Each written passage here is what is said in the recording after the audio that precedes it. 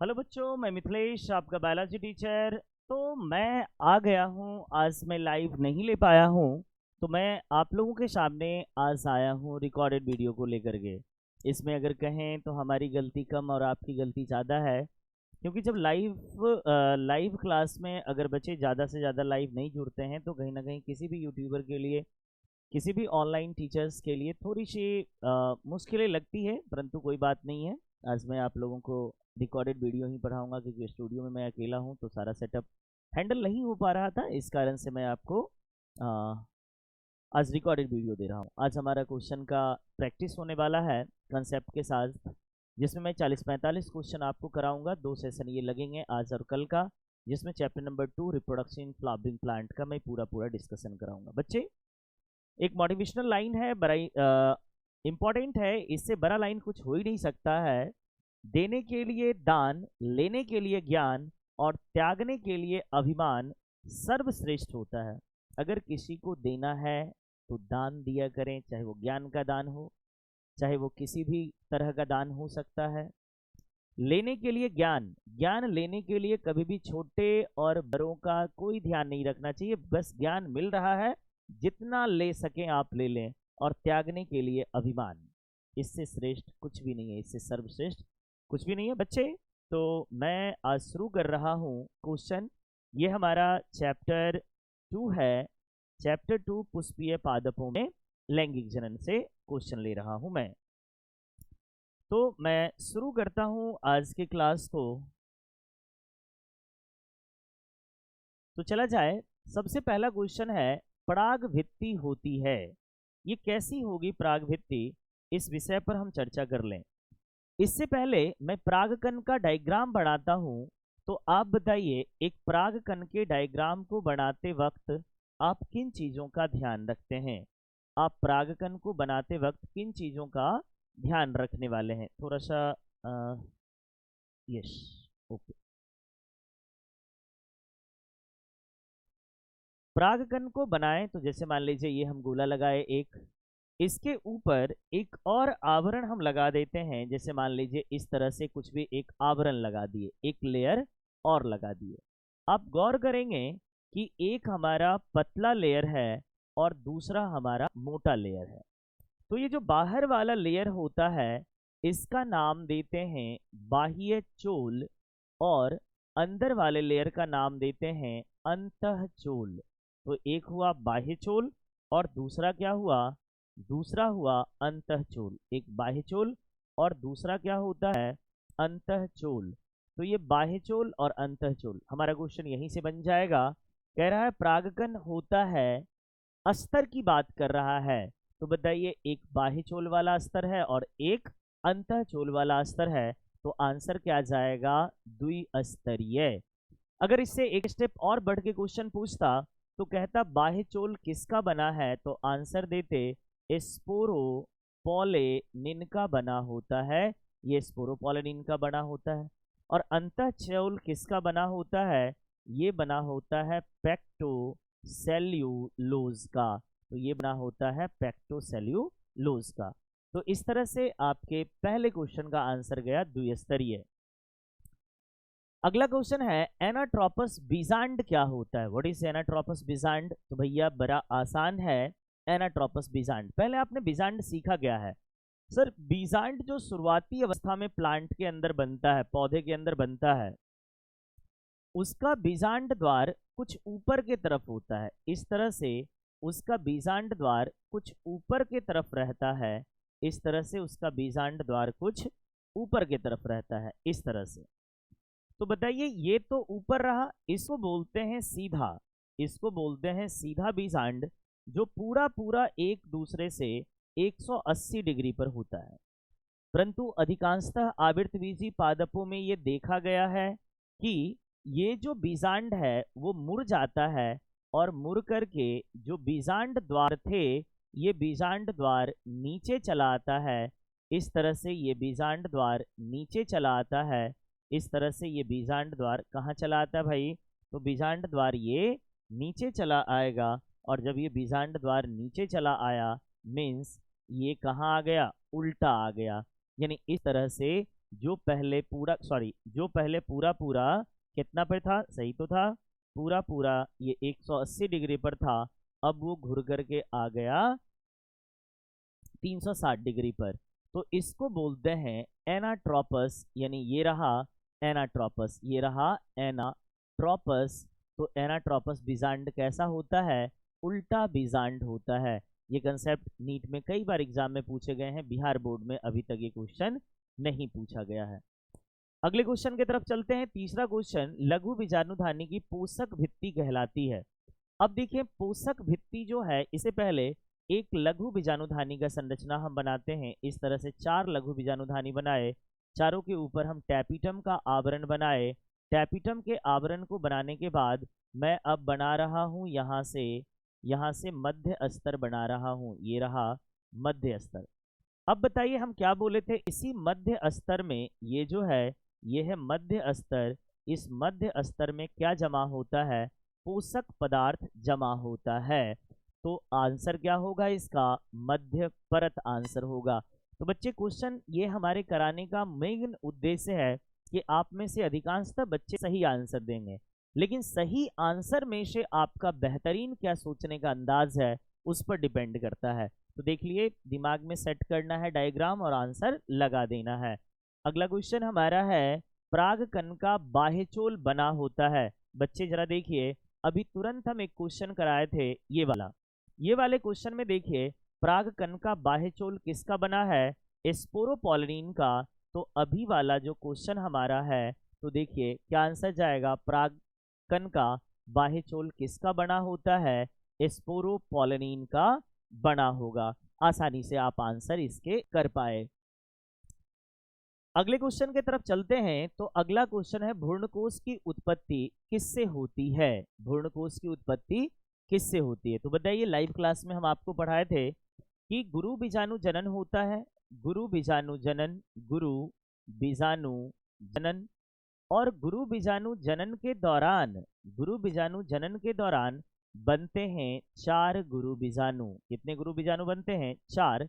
इस चार में से ये जो ऊपर वाला 3 जो है, ये छोटे आकार का, ये 3 जो हो जाता है, ये हो जाता है अपघटित हो जाता है। और एक जो बड़े आकार का बचता है, इसी का नाम है सक्रिय गुरु बीजाणु।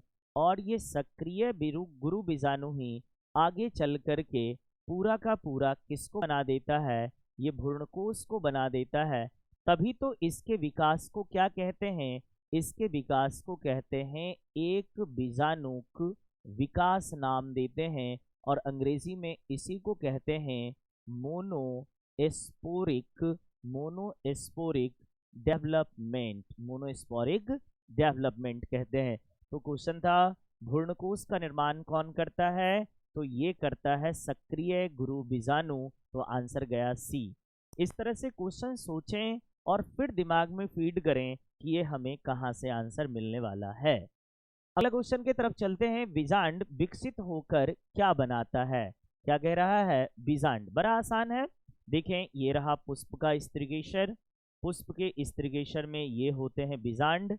अब देखें, हम आपको बताए हैं ये क्या है, अंडाशय, चैप्टर नंबर 1 में भी आया था। ये रहा अंडाशय, अंडाशय निर्माण करता है फल का, और इसके अंदर का ये जो बीजांड है, ये बीजांड बना लेता है बीज को बना लेता है। तो आंसर क्या गया, बीजांड किसे बनाएगा, बीजांड बनाता है बीज को।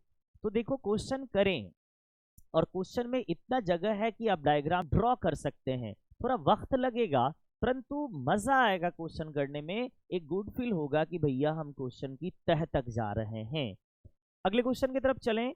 तो अगला क्वेश्चन है, भ्रूणकोश की केंद्रीय कोशिका में होता है, भ्रूणकोश की केंद्रीय कोशिका में होता है, ध्यान रखेंगे। तो इसके लिए आपको क्या करना होगा, ये जो अभी हम भ्रूणकोश का विकास पढ़ाए थे, तो उसमें भ्रूणकोश के डायग्राम पर आइएगा। भ्रूणकोश के डायग्राम में देखेंगे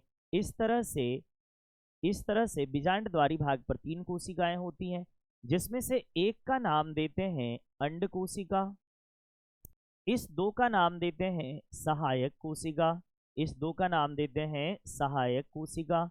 और यहाँ पर जो 3 कोशिकाएं होती हैं, इस तीनों का नाम देते हैं प्रति वैशांत कोशिका।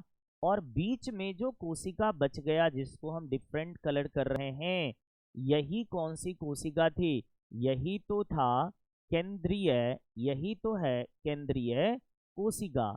और इसी केंद्रीय कोशिका में 2 केंद्रक होते हैं, इसी 2 केंद्रक का नाम देते हैं ध्रुवीय केंद्रक, या फिर इसी ध्रुवीय केंद्रक का नाम दे सकते हैं, या इसी का नाम दे सकते हैं द्वितीयक केंद्रक नाम देंगे, जिसको प्रदर्शित करते हैं n+n से।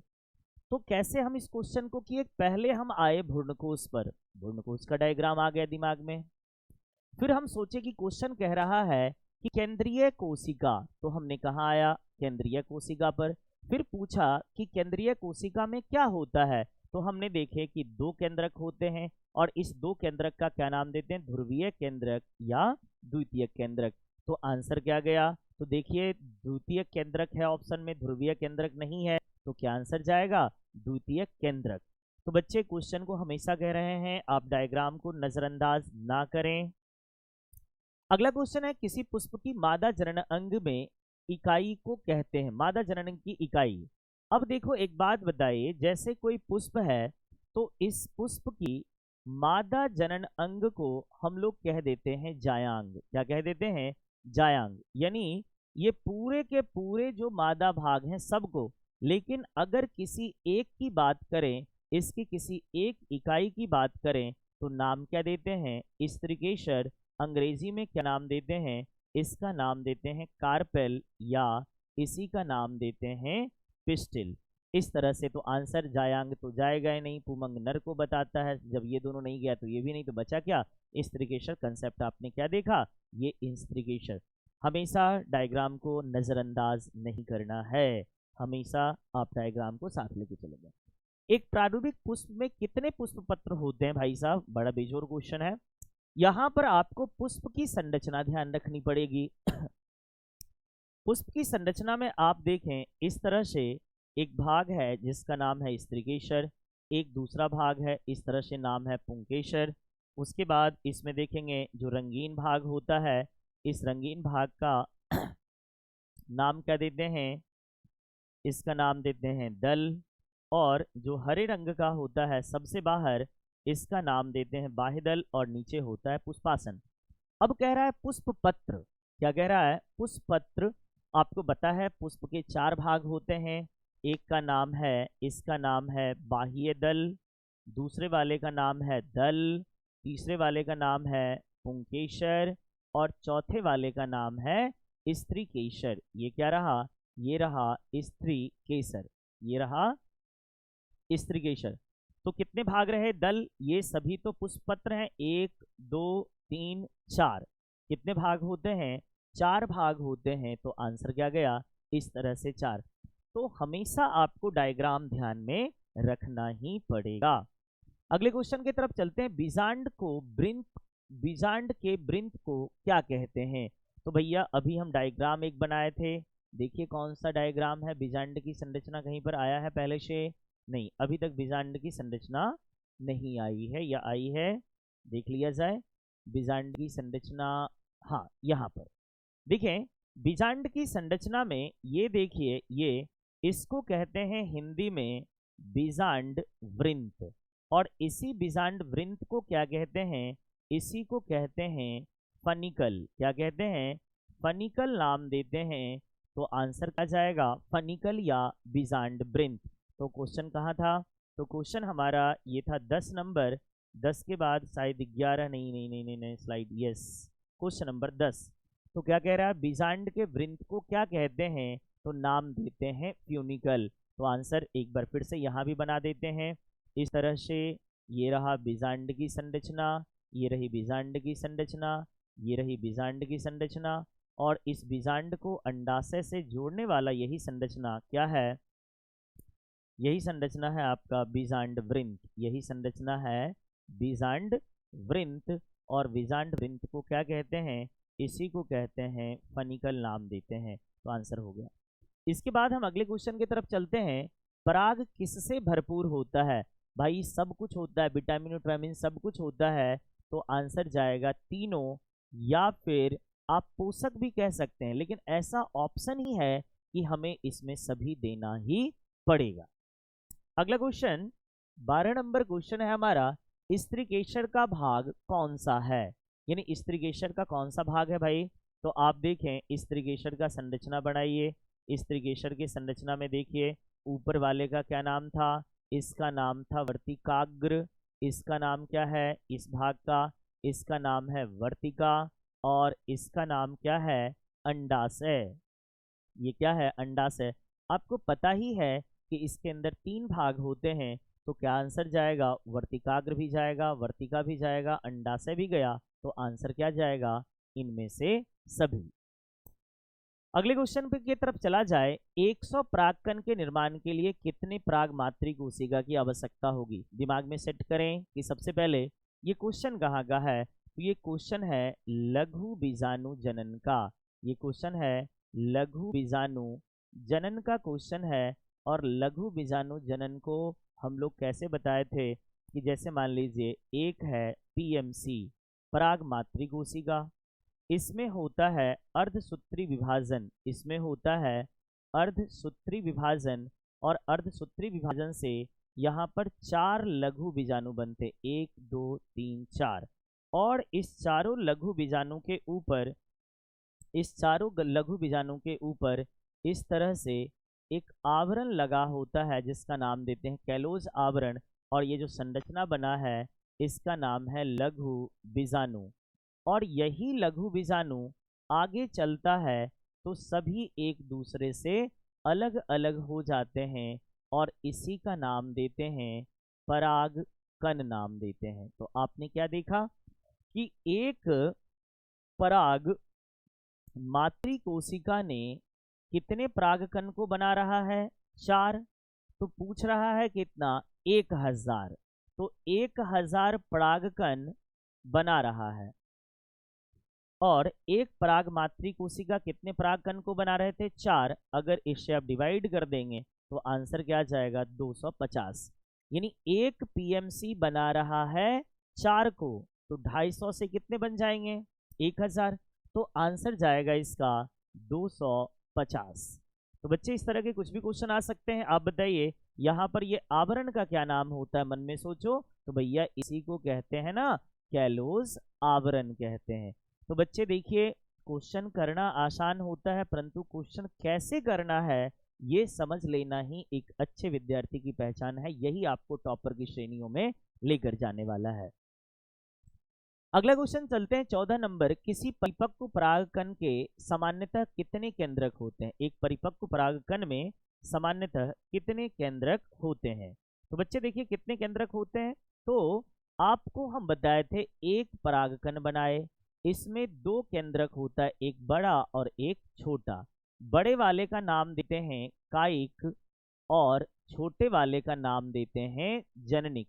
अब बताइए आगे हम आपको बताए थे यही जननिक किसको बनाता है, नर युग्मक को बनाता है, और ये जो कायिक है क्या करता है, ये पराग नलिका निर्माण में सहायता करता है, यानी पराग नलिका के निर्माण में सहायक होता है। तो क्या क्वेश्चन क्या पूछा है, एक परागकण में सामान्यतः कितने केंद्रक होते हैं, तो कितने गए, एक जननिक गया और दूसरा क्या गया कायिक, तो आंसर हो गया 2। फिर हम आपको बताए थे कुछ में जो होते हैं 3 केंद्रक होते हैं, और जब 3 केंद्रक होंगे तो 3 केंद्रक की क्या बातें होंगी, तो ये जननिक कोशिका कितने नरयुग्मक बना लिया, 2 नरयुग्मक का निर्माण कर लेता है, और एक बच जाता है वो क्या रहता है कायिक। लेकिन यहाँ पर जो आंसर जाएगा वो क्या जाएगा 2, वहां पर वो आगे की विशेषता नहीं बता रहा है, सीधा सीधा परागकण की बात कर रहा है। अब चलते हैं वियुक्तांडपी पुष्प किसे कहते हैं। अब देखें यहाँ पर वियुक्तांडपी पुष्प कह रहा है, और वियुक्तांडपी पुष्प का कंसेप्ट किससे था, मादा के स्त्रीकेशर भाग से। तो हम इसके कंसेप्ट में कैसे बनाएंगे, जैसे हम आपको पढ़ाए थे पुष्प, मैं उधर बना देता हूं ज्यादा बेहतर। तो हम आपको यहां से बताए थे पुष्प के लिए, हम आपको पढ़ाए थे कि पुष्प जो होता है ये पुष्प स्त्रीकेसर की संख्या के आधार पर, स्त्रीकेसर की संख्या के आधार पर दो प्रकार का, एक को कहते हैं एक अंडपी और दूसरे को बोलते हैं बहुअंडपी। और हम बताए थे बहुअंडपी का मतलब क्या, एक से अधिक स्त्रीकेसर होगा। तो इसके दो संभावनाएं हम आपको बतलाए थे। एक हम आपको बताए थे जिसमें इस टॉपिक में एक बताए थे युक्तांडपी, और युक्तांडपी का मतलब बताए थे सभी स्त्रीकेसर जुड़े हुए, सभी स्त्रीकेसर, सभी स्त्रीकेसर कैसा होगा, ये जुड़ा होगा। और जब जुड़ा होगा तो इसका उदाहरण हम आपको बताए थे अफीम। अफीम का अंग्रेजी नाम भी हम आपको बताए थे, वैज्ञानिक नाम भी पेपेवर होता है, जिसको कॉमन बोलचाल की भाषा में हम लोग पोस्ता कह देते हैं। पोस्ता, पोस्ता नहीं है, वो पोस्ता है, मैं सही कर देता हूँ, ये क्या है, पोस्ता कहते हैं। अब देखिए दूसरा जो था इसका नाम था वियुक्तांडपी, और वियुक्तांडपी का मतलब क्या आया था कि इसमें जो होंगे सभी स्त्रीकेसर अलग अलग, सभी स्त्रीकेसर, सभी स्त्रीकेसर क्या होगा, अलग अलग होगा। और जब सभी स्त्रीकेसर अलग अलग होगा तो मीन्स क्या, इसका उदाहरण बताए थे चंपा। चंपा जिसको कहते हैं माइचेलिया, चंपा यानी माइचेलिया, इसका उदाहरण जाएगा। अब आते हैं क्वेश्चन की तरफ, क्या कह रहा है, वियुक्तांडपी। तो वियुक्तांडपी का कंसेप्ट कहां से आ रहा है, यहां से। और क्या कहेगा वियुक्तांडपी में सभी स्त्रीकेसर एक दूसरे से क्या होंगे, अलग अलग। बहुअंडपी बिल्कुल सही है, बहुअंडपी में क्या है, ये अलग अलग, तो आंसर गया बहुअंडपी अलग अलग। बहुअंडपी जुड़े हुए का मतलब हम क्या बतलाए थे, एक मिनट बच्चे बस थोड़ा सा,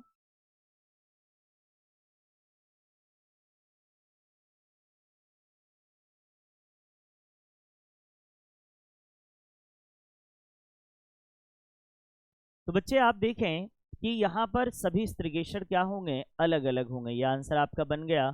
अगला क्वेश्चन की तरफ चलते हैं, लघु बीजाणु मातृ कोशिका की सूत्रगुणिता क्या होता है। लघु बीजाणु मातृ कोशिका, आइए बच्चे यहीं पर हम आपको समझाएं, मैं आपको पिछले स्लाइड पे लेके चल रहा हूं यहाँ पर।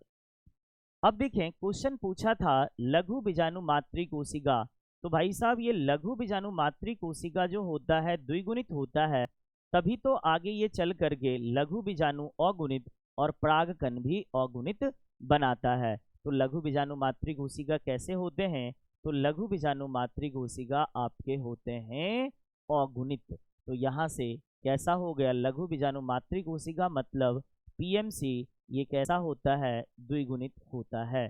तो ये आंसर जाएगा द्विगुणित यानी 2n जाएगा। अगले क्वेश्चन की तरफ चलते हैं। अगला क्वेश्चन है, यदि किसी लघु बीजाणु में 4 पीएमसी है, सर कितने पीएमसी हैं, 4 पीएमसी, 4 पराग मातृ कोशिका है, 4 पराग मातृ कोशिका है। तो जब 4 पराग मातृ कोशिका है तो उससे कितने परागकण बनेंगे, अभी तुरंत बताए थे, एक पीएमसी 4 लघु बीजाणु को बनाया, और ये चारों लघु बीजाणु आगे चल करके कितने परागकण बनाते हैं, यहाँ से 4 परागकण बने। कितने परागकण बने, 4। यानी एक से कितने परागकण बन रहा है, एक पीएमसी से कितना बन रहा है, 4 परागकण बन रहा है। तो 4 पीएमसी से 4 चौका 16, सॉरी 4 चौका कितना बनेगा, 16 बनेगा। आंसर क्या जाएगा इसका, डी। बच्चे क्वेश्चन यूं ही नहीं लगाइए, आप चीजों को समझें कहां से आ रहा है। अगले क्वेश्चन में चलते हैं, इनमें से कौन त्रिगुणित है। अब एक बात समझें कि हम आपको निषेचन पढ़ाए हैं, और दोहरा निषेचन के बाद बीजांड में हम आपको बताए थे एक जो होता है अंड कोशिका निषेचन के बाद ये बना लेता है युग्मनज। क्या बना लेता है, युग्मनज बनाता है, जो द्विगुणित होता है। और बीच में जो एक संरचना बनी थी प्राथमिक भ्रूणपोष केंद्रक, जो आगे चल करके बना लेता है भ्रूणपोष को। किसको बना लेता है, भ्रूणपोष को, जो त्रिसंलयन से बनता है, इसलिए ये कैसा होगा, त्रिगुणित। क्या पूछा था, त्रिगुणित क्या होता है, नहीं सर अंड कोशिका अगुणित होता है, भ्रूणपोष 3 त्रिगुणित होता है, द्वितीयक केंद्रक में n+n या इसको बोल सकते हैं 2n होता है। टैपिटम की कोशिकाएं अगुणित होती है, तो क्या आंसर जाएगा? सही आंसर गया भ्रूणपोष। इस तरह से क्वेश्चन को यूं ही नहीं बनाना है, क्वेश्चन को डायग्राम के साथ टैली करके बनाना है। अच्छा, पुष्प किसका रूपांतरण है? एक बात बताओ, अभी हम पुष्प बनाए थे, अभी हम पुष्प पिछले स्लाइड में आपको बनाए हैं। तो देखिए पुष्प पिछले स्लाइड में कहीं पर बनाया है, मैं आपको वहीं से डायरेक्ट, हाँ ये देखिए ये हम पुष्प बनाए हैं। पुष्प के जो ये सभी भाग हैं इसको कहते हैं पुष्प पत्र। और पुष्प पत्र बोले तो ये किसका रूपांतरण है? ये पत्ती का रूपांतरण है। और सर ये वाला जो भाग है, ये जिसको हम रेड कर दिए हैं, ये जो भाग है इसका नाम है पुष्पासन। और यही पुष्पासन किसका रूपांतरण है? तना का। तो एक पुष्प में तना भी है और पत्ती भी है, और जब तना और पत्ती दोनों होता है तब इसी को हम बोलते हैं, तब इसी को बोलते हैं प्ररोह। क्या बोलते हैं? प्ररोह। क्योंकि बीज जब अंकुरित होगा तो उससे एक ऊपर जाएगा, प्ररोह तंत्र बनाएगा जिसमें पत्ती और तना होंगी, और नीचे क्या होगा? जड़ तंत्र। तो अभी जो क्वेश्चन कर रहे थे उस क्वेश्चन में क्या था अपना, कि पुष्प एक रूपांतरित क्या है? तो पुष्प एक रूपांतरित प्ररोह है, यानी एक रूपांतरित प्ररोह है जिस पुष्प में पुष्पासन है। क्या है? पुष्पासन। और पुष्पासन बोले तो किसका रूपांतरण भी जस्ट सीखे? तना का। और पुष्प पत्र की बात करें तो पुष्प पत्र किसका रूपांतरण है? तो ये रूपांतरण है पत्ती का। मीन्स अगर ऐसा दोनों है तभी तो हम इसका नाम क्या देते हैं? तभी तो इसका नाम देते हैं प्ररोह। इस तरह से बच्चे क्वेश्चन को समझ के बनाइएगा तो आपको याद रहेगा। दूसरी बात ये भी ध्यान रखना है कि चार ऑप्शंस में से 4 नहीं हुआ है, चारों का 4। इसका मतलब कैसा क्वेश्चन रहता कि बचे हुए 3 ऑप्शन में से सही जाते, इस पर भी फोकस करना है आपको। फिर चलते हैं अगले क्वेश्चन की तरफ। 20 नंबर, अंड उपकरण बना होता है। भैया अभी जस्ट हम एक बीजांड की संरचना, नहीं तो हम यहीं पे बना देते हैं बीजांड। देखें, अंड उपकरण के लिए आपको दिमाग में सेट करना होगा भ्रूणकोश को, और भ्रूणकोश को दिमाग में सेट करें तो आप देखें इस तरह से एक डायग्राम बनाए जिसमें एक अंड कोशिका और दूसरा यहाँ पे सहायक कोशिका, फिर यहाँ से प्रतिवैशांत कोशिकाएं होती हैं, और फिर यहाँ पर एक केंद्रीय कोशिका होती है जिसमें ध्रुवीय केंद्रक। अब देखें ये जो कोशिका है इसका नाम देते हैं अंड कोशिका, जो मादा युग्मक को प्रदर्शित करता है। ये दोनों जो है इसका नाम देते हैं सहायक कोशिका, और इसी दोनों को तो मिला करके क्या बोलते हैं? इसी दोनों को मिला करके क्या कहते हैं?